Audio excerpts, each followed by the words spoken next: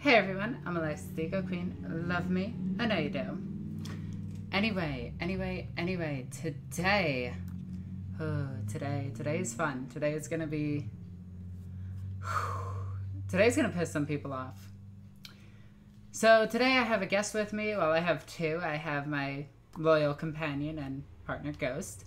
And I'm also joined by one of, well, a really funny person that I love him. He's awesome. I'm joined by Kingpin. Hello, I'm Kingpin. I'm a Twitch streamer over on twitch.tv/Kingpin123. I typically stream games like Overwatch, Darkest Dungeon, XCOM. I do play some Warhammer games. I'm a very big fan of Warhammer 40k, the lore, as well as the tabletop scene. And I mainly play Chaos, which is why I'm over here, because Chaos is my thing. Yes, and Ghost, I don't think you really need an introduction. You're Ghost. Everybody knows you at this point. Yeah, there's always the new people. But I'll be grabbing your questions. You can also, I will try to keep it specific, but if you have questions for Kingpin or Alexis, just put their name in it and I'll grab it. Yep. So today's topic is actually a pretty controversial one. Chaos. It's kind of annoying me, this edition. The newer fluff, the 40k fluff of Chaos Space Marines is kind of annoying me. And I know a lot of people are going to be weirded out by this. They're going to be like, well, what do you mean, Alexis? Aren't you, your character, Demon Prince of Slaanesh? That sort of thing. And I'm just going to be like, yeah, but the current fluff is kind of getting to me a little bit. It started when I read a lot of good fluff back a few years ago. I read Trial of Azrael, and I really fell in love with what Chaos was. And in that book, it was a fight between... Whoops, sorry. Notification. My bad. It was a fight between Azrael of the Dark Angels, master of the... Dark Angels,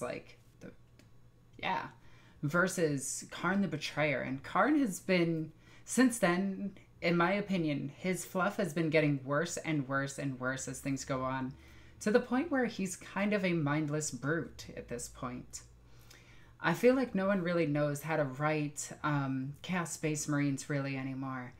And it started to bug me. And then I read the most current book that I just read is Shroud of Night. And we're going to get into that one in just a second. But before I start on Shroud of Night, there was one book. It was an audiobook that I listened to, and I absolutely fell in love with it. It embodied everything that was Chaos, and it caught it perfectly. It was At Slaughter's End. And in this book, there's one... I don't even think he was a captain. I don't think he was actually important. Or he might have been a captain. I'm not sure. But there was a Flesh Terror Space Marine that survived the battle and everything.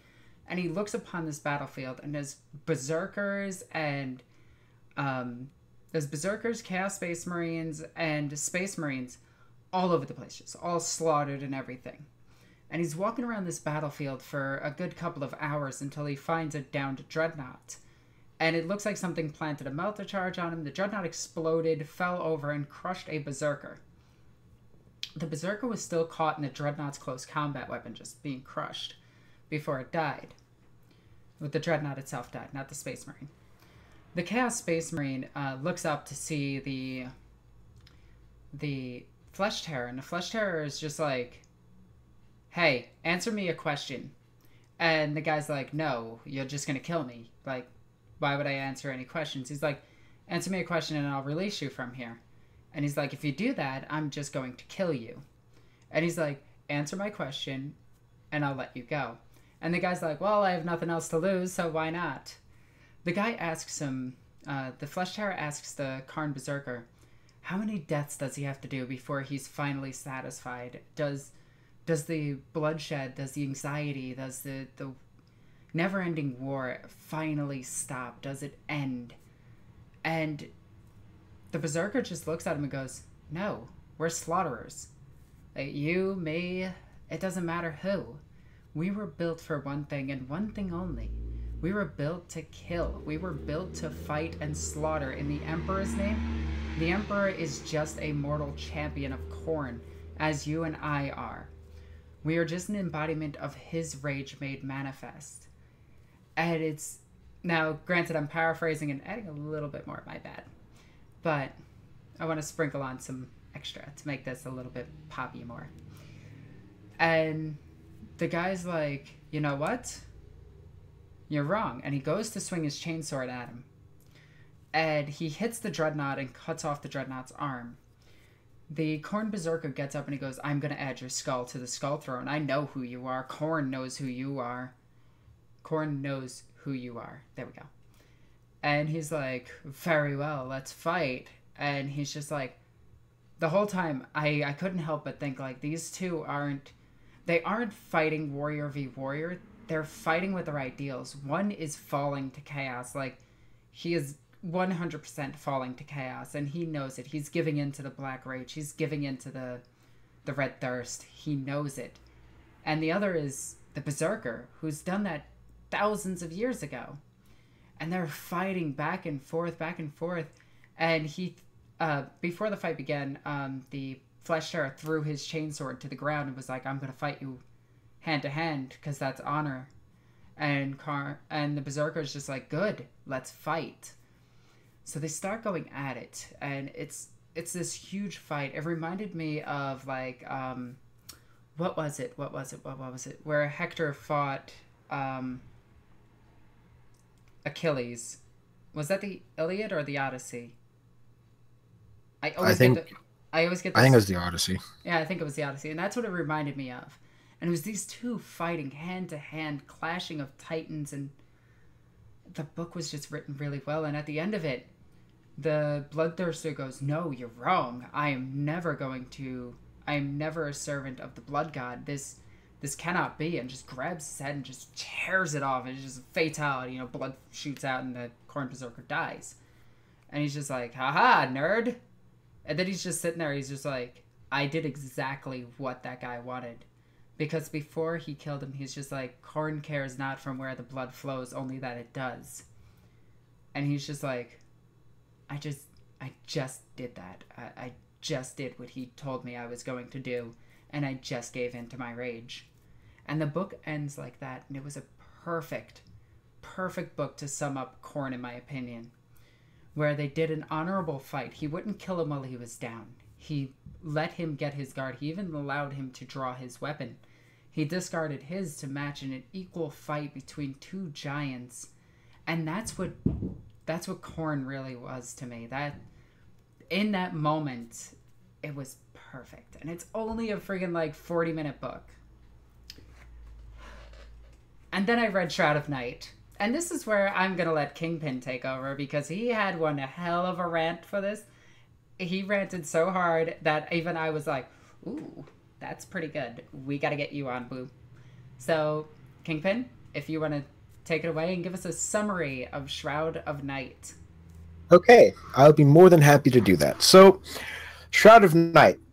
It's basically this squad of Alpha Legion going through, and they're stuck on a demon planet. They have to try to get off, and this Slaneshi Lord comes along and goes, hey, I need some badass warriors to help me take this planet and destroy this beacon, because this beacon is basically like a pseudo-astronomicon, and Slanesh wants it. And so they're like, all right, we're in. Give us a ship and we'll do it. And so they go to this planet to go to the beacon or whatever, and the Slaneshi Lord goes, okay, you got to take this cultist here, get him into the light of the beacon, and he'll do his mojo, and things will happen, and then I'll give you a ship when you come back. Now, I just want to interrupt you right there, just really quickly. Yeah. Why did they put that on a cultist and not a Marine? Just saying. That was really, really, really stupid in my opinion. If they put that on a Marine, an Alpha Marine, it would have been safer, because they could have hit it with all the armor. He could have blended in with his brothers, and it could have just gone for a nice stroll to the place. Yeah, and what she's referring to is the cultist was covered in Slaneshi markings and things like that, and the cultist was told that he just needs to stand near the beacon, and then they'll activate. He says a word of power, they activate, and it defiles the beacon for Slanesh.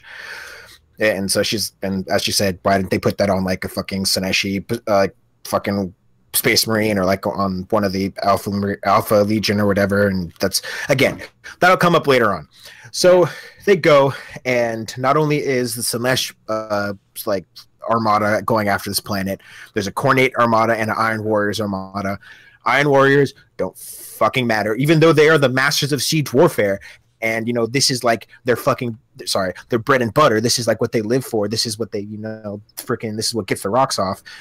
They're just sitting in the planet, in orbit, just watching this whole thing, while Khorne Berserkers are just slamming the defenses and trying to get through and whatnot. And so the Alpha Legion fly on through then like too low, like, you know, womp rat, like freaking holes in the defenses or whatever, get in and start doing their thing, trying to locate the beacon. And here's where I start getting angry. Yes. So, yes. So as of right now, the story is like, okay, it makes sense. You know, get this cultist. We did a ritual, put all this stuff on him, get him to this one spot to, you know, start a demon invasion and whatnot. We got this. This is good. Khorne is sitting there like, well, I want that. That should be mine. And he invades as well. You know, and it's got this setup for a good story. Go ahead. And so, meanwhile, the Alpha Legion are doing their thing. And there's actually a couple of really cool interactions that happen, like, in the meantime before that happens. One of which being, there's a squad of Primaris Imperial Fists helping some standard Imperial Fists reinforce the defenses and like that kind of thing. And the captain of that squad is like, I don't trust these Primaris Marines. They haven't been tested in battle yet, and blah blah blah blah blah. Actually, and our Primarch didn't send.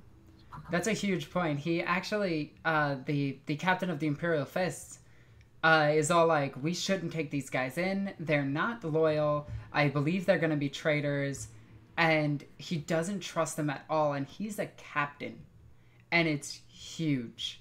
Like, I guarantee you Remlaze is going to snatch that up and be like, haha, theory time, and go for it. And then shortly thereafter, Celestine pops up, and then and then immediately after Celestine shows up, then Chaos invades. And then getting back to where we were. So after this squad of Alpha Legion decide to go and infiltrate, they fight this group of Primaris Berserker or Primaris Space Marines, and shit goes south quickly. They kill the Primaris Marines. Takes like a bolt shield to the face and then a bolt shield to the chest, but apparently still gets back up and starts still shooting at him, and it takes the freaking power fist of one of them, or one of the Alpha Legion, to mulch his head completely, or for the guy to stay down. And then he picks up. It was ridiculous because the guy basically takes a bolt round to the head. Now, if you guys don't know how a bolter works, it burrows through armor and then explodes. Now, granted, it could hit some of the protective force fields or whatever is around that guy at the time, but still, that's huge. Like, it dug through side of his face and he kept fighting. Imagine that falling to chaos. Ugh. Right. But, you do have a super chat. I do, and I'm going to get to that in just a second, but I don't want to interrupt Kingpin as much as I am. Okay, so after that shit show, guess what happens? My boy comes in on a Dreadclaw. And if you don't know, I'm just imagining Karn isn't even in the Dreadclaw. He's literally riding it down to the battle, using his axe as a guitar, just rocking his way down. Sorry. I wish, but it actually pretty much gets to that point because he's falling in the Dreadclaw. The Dreadclaw gets hit by one of the flat cannons, and then the Dreadclaw malfunctions. It stops and it stalls, and it keeps falling. So Karn's like, "Screw this!" and then cuts his way out with Gorechild, jumps out of the Dreadclaw, falls at terminal velocity, mind you, because the Dreadclaw is falling from orbit. No, it's faster than terminal velocity. It is thrusting to the planet. It is thrusting to the planet, going faster than terminal velocity. He's like, I know what to do. I'm going to cut myself a hole in this Dreadclaw and jump out. And what does he do? He jumps out and hits the water. And if you don't know what happens when you hit water going at a certain speed, it's basically like concrete. So effectively, Karn jumped out of a Dreadclaw going faster than terminal velocity to slap into something harder than concrete. Or concrete. Now let me... At faster than terminal velocity. Now let me put this into perspective. Drop pods are shot from spaceships a little bit past orbit, shot down with the intention of having the safest landing. A Dreadclaw is a type of drop pod used during the Horus Heresy and used primarily by the Chaos Space Marines. It's still used today by the normal Space Marines, but not as much. You still can take them, though. Now, the thing about Dreadclaws and drop pods, yeah, that's a tongue twister, I'm sorry, is they're kind of not meant to be hit by interceptor rounds.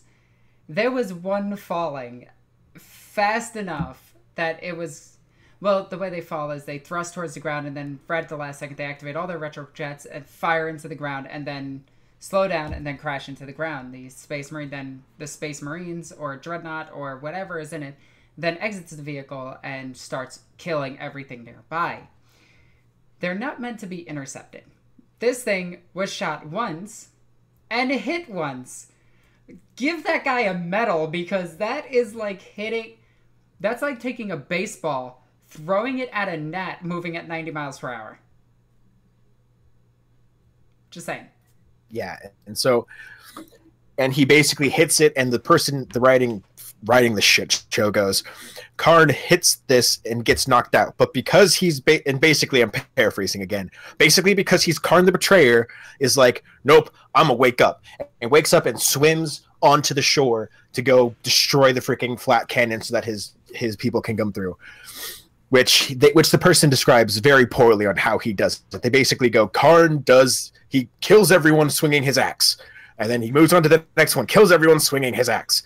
And like he doesn't describe like anything at all about it. Like there's like, it's piss poor at best. And then they immediately cut from all of that back to whatever the fuck the Alpha Legion are doing. Now, could you imagine, like, as he's cutting his way out, he's just like, just carving his way through as the thing is just like spinning like crazy after being hit. And when he finally cuts like the perfect, 8-pointed star to get out, the guys inside are like, hey, Karn, what are you going to do? And he's just like, I was thinking a swan dive. At this speed and everything, I think it would look perfect. Like, no joke, I was thinking, just like jump out, get my axe on my back, obviously, Magna grapples and everything. But jump out, do a nice swan dive, and then a flip, and then actually finish with, spread like this, and then, just fall right into the water. It's going to be a lovely swim. I mean, look at the water. Look at this time of the seasons and everything. This water is going to be nice, crystal clear, nice and warm. It's going to be fantastic. And then I'm going to go by and give everybody on the shore a hug with my chain axe. And everybody's inside is just like, yeah, you do that, Karn. Okay. So now we know that Karn is outside killing everything. He is outside mulching these AA guns so that his group of guys can come through. Right? Yep. And meanwhile, the Alpha Legion are about, I believe it was like 600 and some odd floors down, give or take. Yeah. From the huge, by the way. Yeah, they're massive. So they're like near the bottom, like where everyone's coming through with like all the like the Adeptus Mechanicus, Prometheum trains and shit like that are coming along and that kind of thing. So they're all the way at the bottom. A little bit later, after they fight the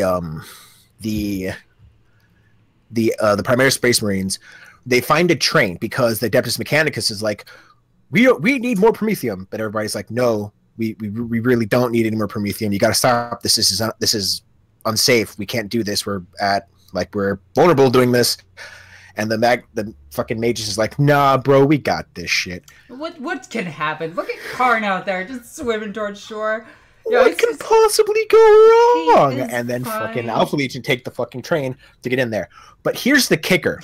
Wait, here's the kicker. Hang on. I'm just imagining, like, the Magus is just sitting on the train. They're just driving out, and it's just like they pass the station, and there's just 3 Alpha Marines sitting there. Hang on, we gotta stop. Why? These guys are waiting for the train. All right, come on, get aboard. Do you have your passes? They even have their passes. Like, these guys are prepared. They know what they're doing. Next stop. I'm sorry. This is just too amusing to me. Here's the kicker, though. Like, so they find this Prometheum train, right? And they're like, okay, we got to latch onto it. Keep an eye on the cultists, because previously the cultists and the Alpha Legion, they were drowned actually. So like once they killed the Primaris Marines, they set off an alarm. And the Primaris Marines and like the Imperial Fists, like, okay, we have cultists down here, flood this section. So they flood it. The cultist actually dies, but comes back to life because warp fuckery. Because hashtag the warp did it. So yeah, hashtag the warp did it. Sorry, I need to tone back the language a bit. But I'm just so angry. No. Trust anyway, me. Your Carnate's heart is coming out. You're kind of pissed at these writers. And anyway. So Hi. I did it. But so they find the train, right? They find the train, and they get on the train, and just before they get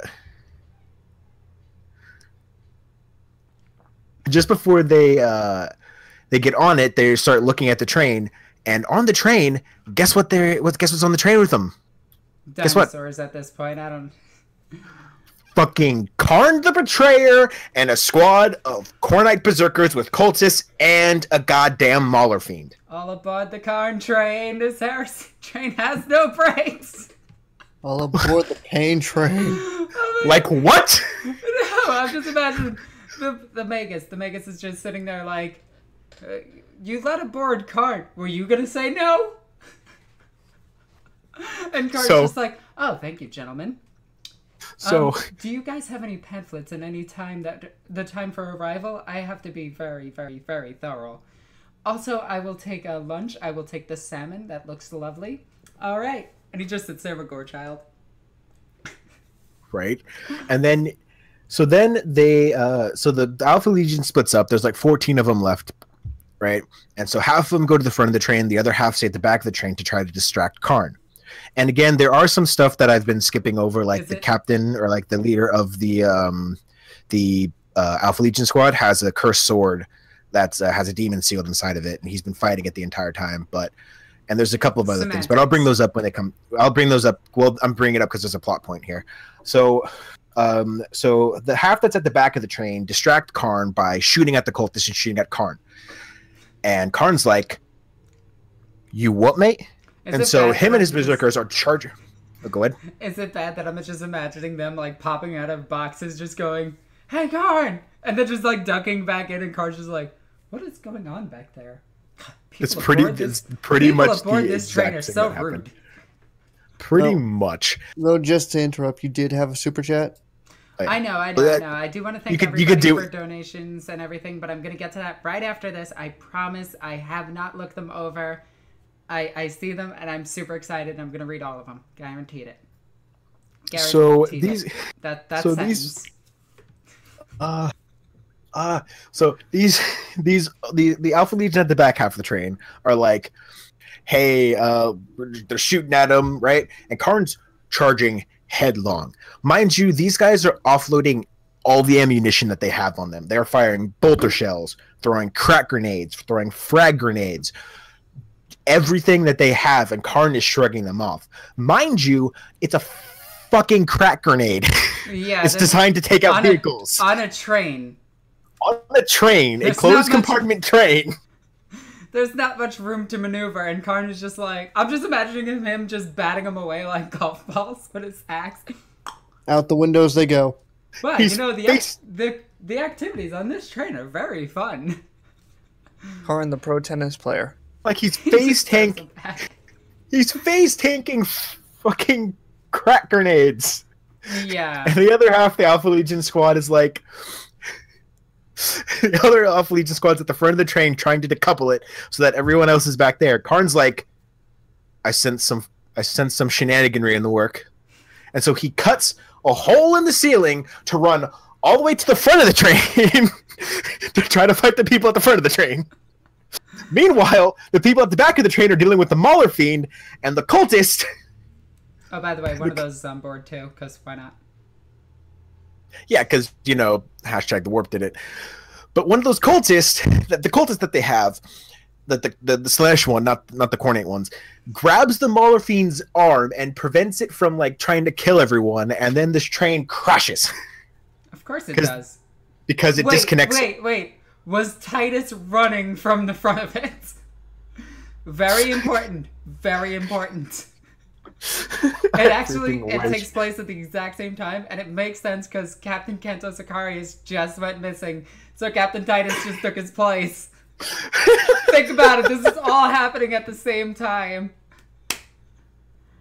And then it crashes, right? And so the main guy gets pretty much mortally wounded in the crash, and the demon sword's like, look, bro, I'm gonna level with you. Let me take over, like, let me infest your body, and you won't die. And he's like, no, I'm not gonna become. He's like, no, I'm not gonna become one of you chaos worshippers. And then the chaos gods, and then the demon side of it's like, look, bro, it's not for me, it's not for my god. Do it for your bros, all right? Do it for your bros. And he's all, I'm gonna do it for my bros, not for you, not for chaos, my bros. And so the demon takes over, and they move on like everything's fucking normal. And so after he wakes up, some time has passed. I don't know how much time, because, you know, they don't tell that or say that in the novel. It's just he wakes up after some time, and then they try to find the rest of their dead brothers that are strewn across the freaking tunnel and sees that some of them are squished along the tunnel. And it can't be Alpha Legion without a betrayal, because one of them betrays everyone, because, you know, that's a relevant plot point that's going to come up later, which it doesn't. So anyway, fast forwarding a little bit, because this is kind of whatever at this point. So they get to the top of the spire, right? They get to where the beacon is, and I'm going to ask you, Alexis, do you care if I spoil the ending? Does it matter? Oh no, we're spoiling the entire book at this point.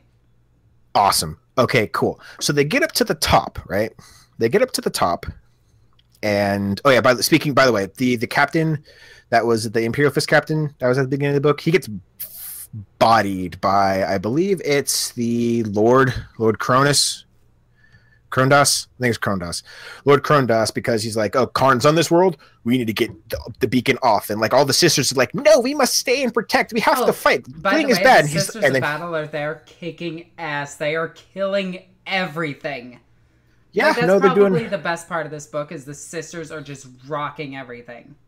Continue. Yeah, except when they fight Karn, but that's anybody that fights Karn is dead. But this is getting back to the point I was trying to make. The captain is like, yo, Karn's here, bruh. Yo, you girls need to go. And they're like, no, we have to stay and fight. We have to stay and fight. Yeah. And he's like, no, because it's Karn the betrayer. No, you have to go now. Leave. Yeah. And it's like, and so they're getting ready to prepare to leave the beacon or whatever. And so they get to the beacon, right? And the Alpha Legion are like hiding off in the corner somewhere, and they're like, okay, all right. So here's what we're gonna do. We have to distract them some kind of way, but I don't know, like, what kind of plan we got? What we got to do? All right, what kind of assets do we have? They have like jack all for ammunition. They can't take all 100 and something sisters on by themselves and then make sure the cultist still stays alive. So they're like, what can we do? What can we do? So they send the other half of the Alpha Legion that they find that survived the train crash to go find Karn, because they're like, you know who could do this? Karn can do this. You know the guy that's murdering us? Let's go get him. This won't be a bad idea. Let's go. And they're like, why do we have to go get him? He'll make his way eventually. And they're like, well, he's going to kill everything on his way to get to this point anyway. Let's just speed it up a bit. So they go and get Karn. Like, literally, they find Karn, they pop out of a thing, shoot him, and then go nana boo boo, and then run away. And then Karn's like, after them! And then they start chasing Karn. And so while that's going on, the other half that's like in the room with the beacon is like, which you find out, by the way, the beacon is a person. So they're like when I said pseudo astronomicon, I meant pseudo astronomicon. They have like a pseudo golden throne and a pseudo dude sitting in a throne. And so but he's sitting in like a glass container thingy or whatever, and they're trying to get him out of it. And the cultist runs up and starts like shouting these words of power, right? And you think that would distract it, but like as that's going on, Karn busts in and goes, "Kill them all!" Hang on. Is it bad that I imagined him running up to the glass canister, just yelling "Kamehame"? I mean, not really, but yeah. You could also yell "Special Beam Cannon," but that doesn't sound cool. Hashtag words of power. And so, while this is all going on, because again, the ending of this is such a master like clusterfuck of just shenaniganry and stupidity. I can't use any other word to describe it other than that. So Karn busts in and starts killing penitent engines and sisters because, you know, he's a badass like that. Yep. And the Alpha Legion are like, yo, bail! And they bail to the side out of everyone's sight. But meanwhile, the cultist and like Celestine is just kind of like, what's going on over there? And then like the cultist runs up, which, by the way, do you think Celestine would notice a cultist running up screaming Slaneshi words of power? But that's besides the point. Oh, yeah, so, yeah. So the cultist starts running up and starts doing his thing. And it runs up and then starts screaming words of power. And after it's done saying its phrase, it explodes. It explodes in a good cultist too. Of course. Enemy. And explodes in a mist of purple. And guess what pops out of that giant mist of purple? Well, it's not Majin Buu, so... Nope. It is a fucking keeper of secrets. I didn't know Mope was there. Mope would be a better fucking keeper of secrets than this bitch because she gets bodied in like the second she gets out. Like Celestine comes up, bodies his keeper of secrets, and then. But by the way, Karn is still in the room, right? Karn is still in the room with basically what equivalates to rolls of toilet paper standing in between him and Celestine and this keeper of secrets. Like they don't describe like Karn like fighting his way to the keeper of secrets, so that like he actually has to. He just kind of saunters in, starts just carelessly lopping the heads off of everyone around him, you know, as he does because that's his thing. I'm just imagining this. Like Karn is like, "Excuse me, Celestine, Saint Celestine." Celestine's like fighting this keeper of secrets, and he's like, "Celestine, big fan. Can you sign my axe?" Hang on, let me get through this crowd a little bit. Guys, come on, get out of my way. Slice, slice, slice, slice. Come on, guys, seriously. Celestine! Hey girl, give me head. Somebody's gonna be pissed that I made that joke. Somebody is gonna be pissed.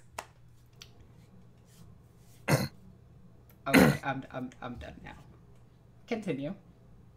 So he's sitting here fighting, like, because they don't describe that at all. So basically, it's just like Celestine bodies his keeper secrets, and then Karn's like, the angel. So one of my biggest problems up until this point is that Karn is written like a generic berserker. Like whoever wrote this book, I feel like the only research they did on Karn was look up 1D4chan and then read a couple of the memes and go, okay, I could write a decent Karn. I mean, they literally put the heresy train in. Exactly. They literally put the heresy train in. But anyway, so Karn's fighting Celestine, and now at this point, and the Alpha Legion took the beacon, which was again a dude in a throne. They took him off the throne and fucking bounced out of there, and then goes. And Celestine's like, I fought with everything I had. I fought with the strength and resolve of everything, but I knew I would die. And then Karn bodies her. Karn bodies Celestine. Like, actually, I do want to read this one passage from the book. Now, this is from Celestine as she approaches Karn. This is like the one redeeming point of this book. And I just want to read it really quickly. Celestine fought with speed and skill. She fought with determination and a desire to see her enemies fall, even though she knew that he wouldn't, referring to Karn. Even though she knew that for her, this path, this incarnation, ended here. She was satisfied, for the Emperor's will had been done in this place, but she wept a golden tear. For as the beacon light went out, so did Sindri, that guy's name who's really hard to pronounce.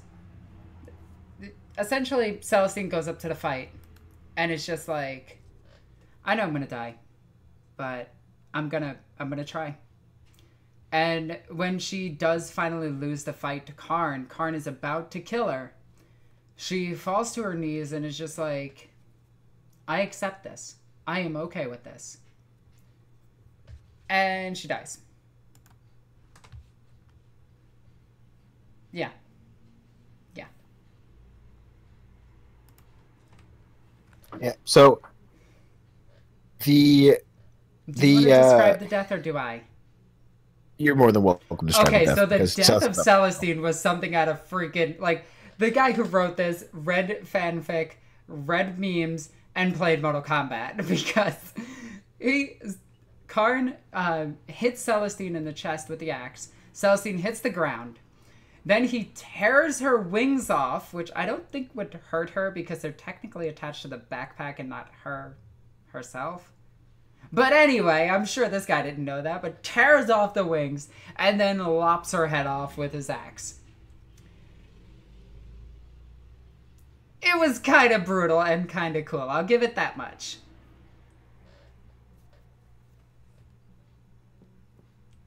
Okay, go. I was about to go. Do you have time for the super chats now? I think they've waited long enough. Yeah, I could do the super chats. Oh, and the end of the book is the Alpha Legion runs away. They run into some Sisters of Battle. They get scared of the sisters. They're like, oh shit. Then Chaos comes and grabs them and they're just like, well, that was convenient. And then run away and they're just like, yeah, screw this. We out. And Karn just kind of stands there going like this.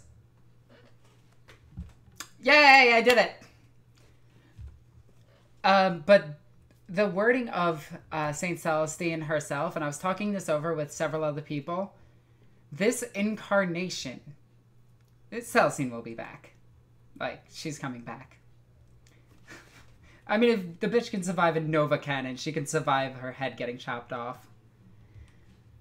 So, getting to the super chat really quickly, I want to thank everybody for doing this. It helps support the channel. It means a lot to me. Thank you so much. I love you guys. But anyway, I got one of my coworkers into reading the Horus Heresy novels, and it is getting to the Drop Site Massacre in Isvan 5. Should she read Fulgrim or the First Heretic first? I personally think you should read the First Heretic, then go to Fulgrim, because those two books are really, really, really good. So, yeah. The next one had its message retracted, so I don't know what to do there. Emotech the Stormherder, he donated to 20. Thank you so much. And it's the song I'm happy to unloop. Blah. Is the song I'm so happy on a loop in Karn's head? I was actually thinking I'm so happy I'm a gummy bear, but sure. I'm so happy because I'm a gummy bear. Gummy bear. I feel like after like going through all of that, it kind of encapsulates the how bad writing can get for chaos. Yeah, I got a mosquito in my room, and it's gonna drive me crazy. But it shows that some writers really know how to write chaos, and some writers are just like, Karn is cool. What does he do? He kills people? Yeah, I could write that. And they don't give him the proper story that he needs. Like, if you want a proper story of Karn, read his older books and read Trial of Azrael. That one's really good. Also, we're not going to mention the fact that Karn was using magic the entire time. Just saying. But that's we're not even getting into that. We're not even going to get into that. That is something left for Remlays. He's going to take care of that. But I was talking with Alexis about this earlier, whereas, again, as funny as it was for me to go off on like that, it's the pacing that Karn had as far as this goes was so poor that the joke is that he's a psyker because he can teleport everywhere. But it's just the writer put Karn in places where he needed to be, yeah, just so that Karn can do a specific thing to move his story along. Like, instead of having Karn be near the top the entire time, he needed somebody effectively to strong enough, more or less, or like somebody who would be like, okay, Karn's powerful, they need to go up against a powerful person. Where should Karn be? Karn should be down here fighting the main characters of the Alpha Legion characters, so that the reader knows what is at stake and like what kind of danger they're in. Not like the reader would know that a Mauler fiend is, you know, Terrifying. huge and terrifying. You know, a demon engine. But they need to throw Karn down there to make it easier for the reader to acknowledge that, okay, something is seriously wrong down here. Like, but and then like shortly thereafter, since they don't give any semblance of how long the Alpha Legion character was asleep or like passed out, they basically teleport Karn 600 floors up to the very top of the citadel of like where the astronomical beacon is and like where the main fighting is, so that Karn can be the one to storm in and kill Celestine, which is like the whole point of the book. Could you imagine that entire time Karn just walks over to an elevator, hits a button, is just standing there as people just like come and go, and he's like holding the door open for people to like, oh no, come on, there's room, there's plenty of room. Hang on, I'll just move my axe, don't worry. Yeah, come on. And then like every other floor, it's like everyone's out and there's like a pile of skulls behind him. And it's just like I don't know. These things just However, in novels such as like The Betrayer or Chosen of Khorne or Trials of Azrael, Karn, which doesn't involve Karn, but still. But it involves a world eater, and it goes to show that you can write just because world eaters and Khorne berserkers and like Khornite demons and entities are basically rage incarnate, and their main drives are blood, gore, and violence and skulls, doesn't necessarily mean you have to write them as such. Like they don't always have to be hulking out and raging all the time. They can be thought-provoking characters, because if you look at the newest Chaos Space Marine Codex, there's an entry in there that talks about the Butcher's Nails, and the Butcher's Nails states that they only activate during stress, like times of stress. Yep. Which would require, you know, being in battle, seeing people die, the rush and adrenaline of killing. Those are all aggressively doing something else. Yes, aggressively doing something else. Had to make the joke. I had to make the joke. I'll go get the spray bottle. I mean, those pigtails on Karn need to be put to use. Just saying.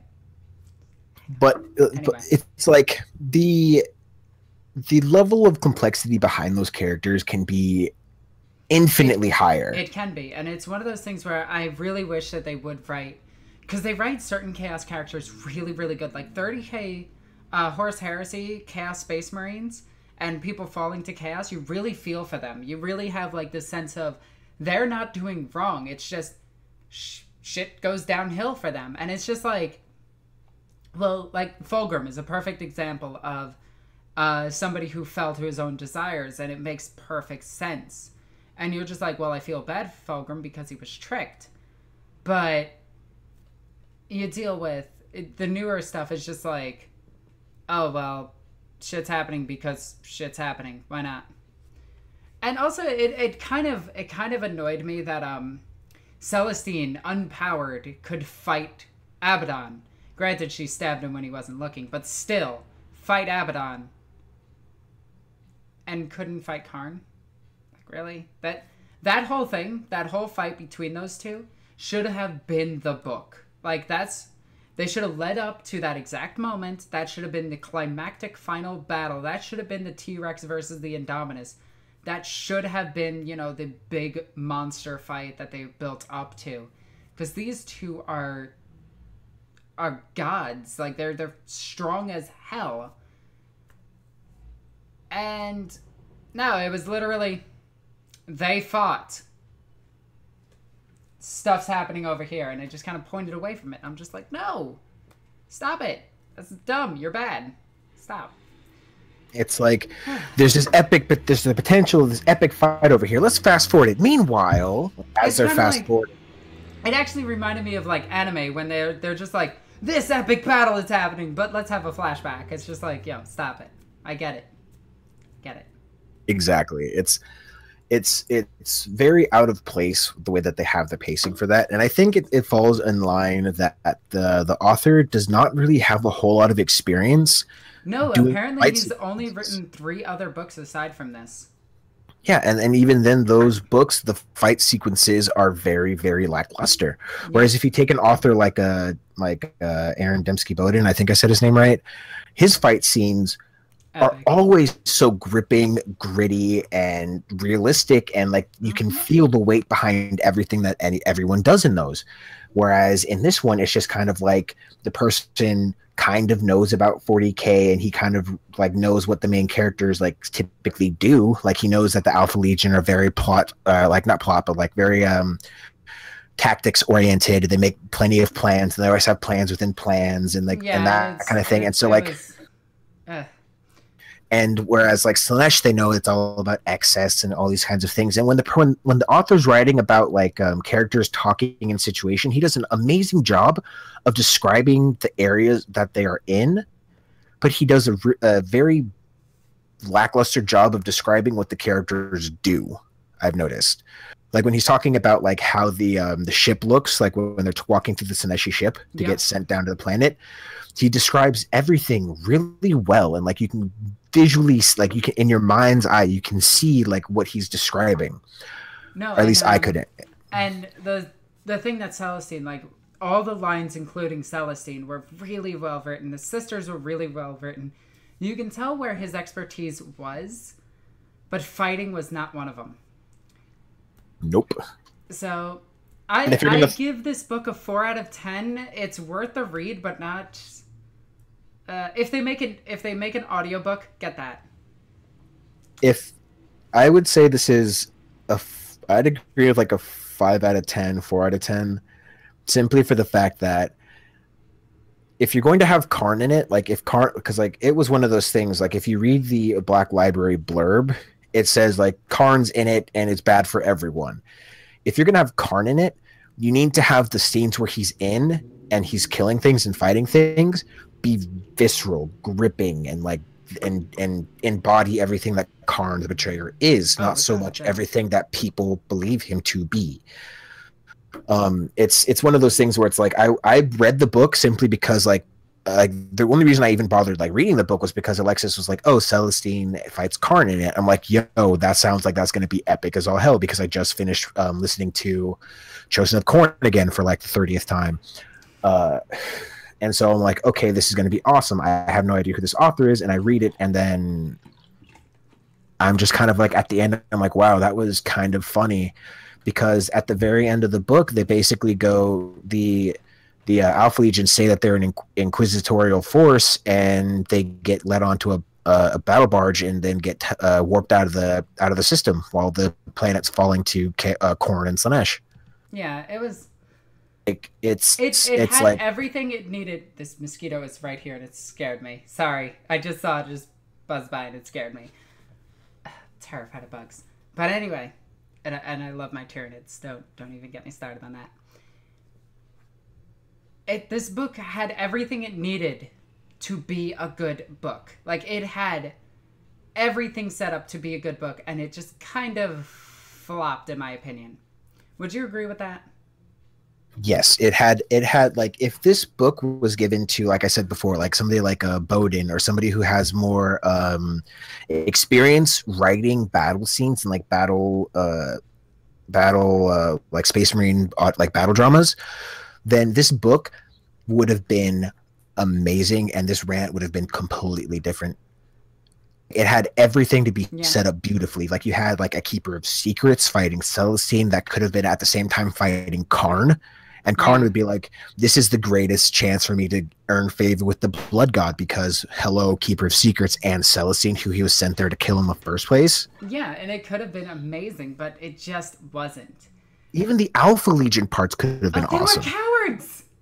But like a lot of the times they ran, but like there were certain sections where I was like, okay, that's really cool, because like with the like again like the section back on the ship before any of the fighting happened, there was a scene where like they're gathering information, like they're all sitting in this room captive, but they're all like having a secret conversation through vox clicking and like different types of words and phrases, and like and mentality, like just different kinds of things that are allowing them to communicate with their brothers in the room while they're being watched, and they're able to form these complicated plans. They're able to make these amazing things like happen, and then they're able to control situations, and like you get an idea of like how the Alpha Legion kind of operate. And then the second, like literally the second they hit the planet, like the guy, like his switch was turned off and he just writes whatever. Yeah. This book could be good. So, Ghost, you've been grabbing questions, correct? Eat. All right, so let's go through some of these questions. And yeah. Is chaos good? On the tabletop, yes, they're incredibly good. Especially Magnus, especially Mortarion, both are extremely good on the tabletop. Corn Berserkers are really good on the tabletop too. Karn the Betrayer is actually pretty decent. He can be sniped out really easily, but yeah, if you have something that's able to, if you get him in a Dreadclaw, ironically enough, if you drop him in a Dreadclaw or drop him in a Land Raider, just drive up, he's good. Yeah, or even a Rhino, and you position the Rhino well enough, then he'll be fine. It's one of those things like if you're running against Imperium and they have, or if you're running against an army that has things that can target him specifically or target characters specifically, then it's going to be, you're going to have a hard time running him in any army. But if he's able to take out a character, Titanic, or gigantic creature, I think is the way the phrasing it is, monstrous, one of the two, then he gains a additional strength as well as an additional attack per kill stacking, essentially. So like let's say you kill let's say he kills 4 characters. He now is, on top of having Gorechild, he is a strength 10 with 10 attacks, 11 on the charge, and each one is strength user, AP -4 with D3 damage per hit. Yeah, he's incredible. Also, Swarmlord, one of my fans commenting, named Swarmlord, or as I call him, Squishy. I actually used you, a Swarmlord model, in a game the other day. So don't give me that shit. I still play with my Swarmlord. I love it. Drop it in the Tyrannocyte. It's nasty because it can use its ability on itself, move an additional time, and wreck house. Just saying, it's still amazing. What do we got next? Question for me. Have you messed with Phoenix Lords yet? No. Is Karn the most kawaii? Oh god, yes. God damn it. Yeah. He is kawaii as fuck. God damn you. Are there any books that chaos are the focal point and not just the bad guys? Read anything in the Horus Heresy. Horus Heresy, if you're looking for Karn specifically, there is the audio dramas After Dashia, Trials of Azrael, Butcher's Nails, Chosen of Corn. Those ones are really good ones. They're like really good. I'd recommend them. And then you have like the Red Path and other kinds of little books here and there. But like Alexis said, anything in the Horus Heresy. Yep. Any option on the AdMech Codex? Any opinion? Option. God, I'm sorry. I saw it scroll up really quickly. Any opinion on the AdMech Codex from what we know? Not yet. I have a game scheduled against them, and I want to be surprised, so I'm kind of just avoiding it altogether, just so I can actually have a game against them and just be like, whoa, that's actually really, really, really, really cool that they can do that. I do know that the Cult of Mars is one of their chapter-ish type things, and I know that's really, really good. So I'm looking forward to AdMech actually being viable on the tabletop and not just good. Like last edition, they were good, but they weren't as good as Space Marines. Yeah, that makes sense. I know nothing. Only that they bleed oil. Yeah, pretty much. And don't have skulls for the Skull God. Feels bad, man. Is the lore still that Horn brings Karn back, or has GW gone? Might have or might not have crap. Okay, so Karn was resurrected during the Heresy, because Khorne did really like him. I'm gonna mix up these names. I am sorry. Because he was resurrected, he is technically a perpetual. So, just saying. Yeah. You can't kill him. No, you can kill him. You can destroy his body. He'll just come back. That's why perpetuals are stupid and the dumbest thing that Games Workshop has ever done. Yeah, it's hard to say specifically. Like he was resurrected, or and after the heresy, like after the Battle of Terra. But as far as him dying again, I don't recall any instance of when that happens. But again, I haven't read everything. I just know about a decent amount of the World Eaters and Karn, so. Will we ever see EgoqueenAlexis hug Magnus? I think you know how to convince me. Anyway. That's subtle hints, right? I'm just kidding.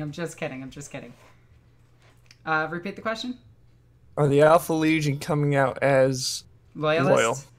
Loyal? They weren't loyal, but they were played by Celestine. So I don't think that I think that they actively did betray the Imperium and do believe that they are bad guys, or not rogue traders. That would make them literal traitors, like as in they trade wares. What is it? Renegades. I think that they think themselves as renegades, where they're actually being used by the Emperor himself to do certain things. So they think they're renegades, but they might actually be loyal. And I will admit another thing, a good thing that the book does, the Shroud of Night, they play with that theme a lot, because on the demon planet, if you win fight, because like basically the way that the demon planet they're stuck on it's a gladiatorial planet. If you win, you get boons. If you lose, you die. So they were there for a long time, but they were having to combat not wanting to be mutated chaos gods. And while some of them did, like some of his squad did want to receive those boons and become like have patrons of gods and stuff like that. I think the stream died. We crashed. Oh, nope, we're back. We're back. Okay, good. Are we back? Sorry. Yeah, but so it's like they played with that theme a lot. Sorry. They played with that theme a lot too, where like some of them did want to, some of them didn't. It's like 6 in one hand, half a dozen in the other, kind of as far as who's loyal and who's not. But again, I do agree with that. Alexis saying that death of a false streamer. I do agree with Alexis saying that I feel like the Emperor is using the Alpha Legion to further their own ends, but at the same time, so is Chaos. Yeah, they're just puppets. That's it.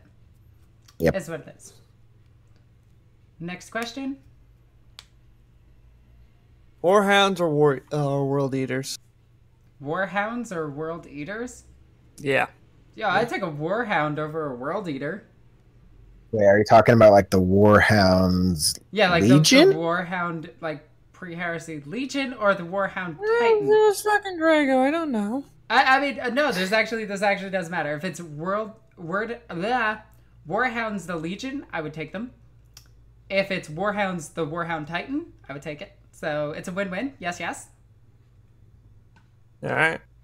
For me, I think I'd probably go with the dumb blood guys.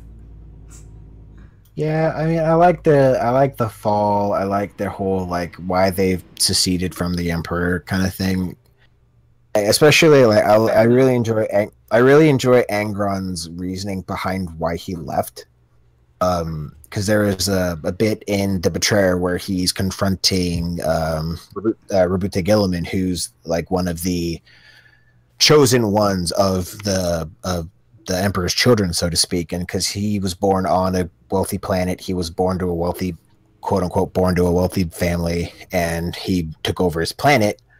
While Angron, the second he got out of his pod, had to fight an Eldar kill team and then get captured and have his mind mutilated, and was forced to live in the most horrible conditions and be a slave. And then the Emperor comes along and goes, I need you to do this thing for me. And he refuses. And the Emperor's like, well, too bad. And then teleports him away. Yeah, it was, I feel bad for him a little bit. Yeah, so like I'd probably take the World Eater Legion. All right, so we do got to speed through a couple of these questions. So what's the next Are one? you the one who thought Fulgrim was a gal at first glance? Everybody thinks Fulgrim is a girl. In fact, I actually have a full theory on that. But if you want to hear my theory on that, go to my Discord. It's in the link in the description down below. Join the voice chat. You will hear me rant about that a lot. Let's just say there's a trap in the mix. Next question. All right. What is the new expanded lore on the Alpha Legion edition? I'm actually not sure what they did with the codexes just yet, but we did just talk about all the newer stuff on them. They're basically cowards. Really, really, really smart tactical cowards. Yeah. All right. Do chaos champion for the respective god meet the god when being ascended? No. Technically, they become the god. In all actuality, yeah, they do become a shard of the god itself. But every single demon is a shard of their god. And by shard is a bad word for it. Let's go with a piece of their god, essentially, an extension of their will. Okay, next one. Okay. Do we have any Karn-centric stories thinking about making a Warhound's army? I don't. Kingpin did mention quite a few of them. If you join our Discord, we can give you more than enough recommendations. Yep. Have you read the new Lucius book? Not yet. I intend to. I haven't either, but like I will as well. For Alexis, which is the ugliest model you have ever seen? Slaves. Hands down, those metal slave models. They were god-awful, and I don't know why GW thought that they were a good idea. Those slave models. My old friend. Next question. They were the worst, and I know Kingpin will agree with me on that one. I might buy a few of them. I will yell at you and throw rocks at you. I will make them good. I will make them look good. Alright, next one. Are Tyranids good this edition? Yes, they're extremely good this edition. First turn assault is massive this edition. Tyrannicides, or as I nickname them, pinecone testicles, are a must-have. There are a lot of points, so you only want like 1 or 2 in your army. The rest of your army should be Trigon, Genestealers, and just a shit ton of Genestealers, or some big nasties. Tyranids are insane this edition. Everything they have is good. I haven't played against Tyranids, so I can't really tell you what I've had a problem with. But I do know their sheer numbers will pretty much overpower anything unless you have a lot of attacks. Yep. Flamers are your friends. I missed it. Damn it. I saw that mosquito again. Nah. Alright, next question. Alright. Legit question. Are there any notable Khorne-related armies? I would like to do one for WE. Are kind of overrepresented. Feel free to weigh in. I'm actually... they're not Khorne-related, but I really like the Crimson Slaughterers. The Crimson Slaughters are really good. They're interesting. Yeah, that's about it. I was gonna say if you bought the Khorne Daemonkin Codex from last edition, or if you look it up, it goes into the different types of warbands that Khorne has, or like that are under the Khorne banner. And you can also go to the Lexiconum and just Google it. That too. Lexiconum and just type it in. Find all of them. But if you join the Discord, we can go into it more as well. Yep.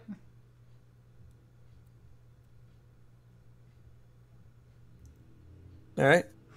That's all I got. Yeah. What's on your cup? I can't tell. This cup has Harley Quinn on it. If you guys don't know, I'm a huge fan of Harley Quinn. And DC and Marvel in general. I am a huge nerd outside of 40K. I have an encyclopedic knowledge on Marvel and DC. It's ridiculous. I read all the comics.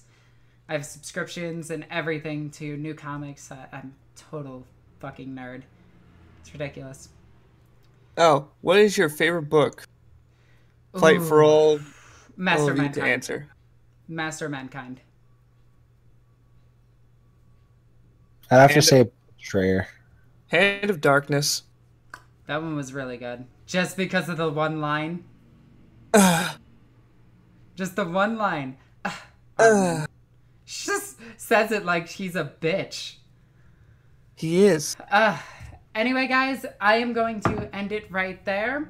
Thank you, everybody, for joining me, and I really, really, really enjoyed doing this one. I want to thank Kingpin for joining me. I want to thank Ghost for joining me. Make sure that you go and check out his, I almost said Twitter. Make sure you go and check out his Twitch. He's a really funny gamer, a really, really, really funny guy, and one of my favorite peoples ever. Anyway, guys, I'm Alexis the Ego Queen. I love you guys. Bye.